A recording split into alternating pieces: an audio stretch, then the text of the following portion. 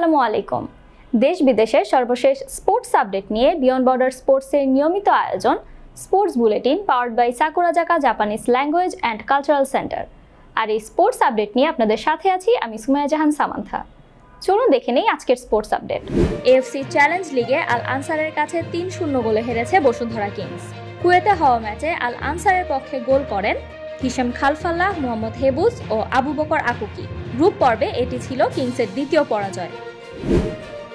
BPL ফ্র্যাঞ্চাইজির সঙ্গে যুক্ত কোনো বিসিবি পরিচালক আর গভর্নিং কাউন্সিলে থাকতে পারবেন না। তাদের থেকে সেলফ ডিক্লারেশন নেওয়া হবে আর যুক্ত থাকলে পদত্যাগ করতে হবে।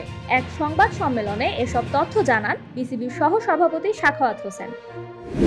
আলোক স্বল্পতায় ম্যাচ বন্ধ হওয়ায় ডিএলএস মেথডে আফগানিস্তানকে ৫ রানে হারিয়ে জয়ী হয় বাংলাদেশ অনূর্ধ্ব ১৯ দল। ম্যাচে ১১৯ বলে ১০১ রান করে জয়ের নায়ক ছিলেন কালাম সিদ্দিকী এলিন। বাংলাদেশ নারী ফুটবল দল প্রথমবার এশিয়ান কাপের চূড়ান্ত পর্বে উঠেছে এবং নারী হকি দলের অনূর্ধ্ব ১৮ দল ব্রোঞ্জ জয় করেছে, যার জন্য ফুটবল দলকে ৫০ লাখ টাকা এবং হকি দলের প্রত্যেককে ১ লাখ টাকা দিয়ে আর্থিকভাবে পুরস্কৃত করছে জাতীয় ক্রীড়া পরিষদ। বাংলাদেশের প্রথম নারী ফুটবল ম্যাচ কমিশনার হয়েছেন সুবহা রহমান। এএফসির পরীক্ষায় উত্তীর্ণ হয়ে দক্ষিণ এশিয়ার ফুটবলে ইতিহাস গড়েছেন তিনি। বর্তমানে সাফের হেড অফ এইচআর, প্ল্যানিং ও ম্যানেজার কম্পিটিশন হিসেবে কাজ করছেন তিনি।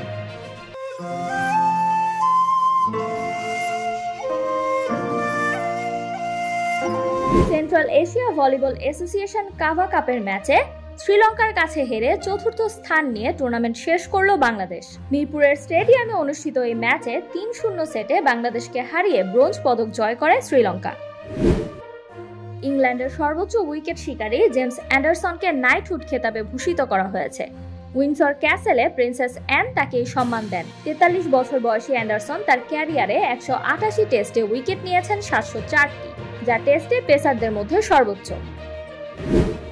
সৌদি কিংস কাপে রাউন্ড অফ 16 থেকেই বিদায় নিল ক্রিস্টিয়ানো রোনালদোর দল আল নাসর।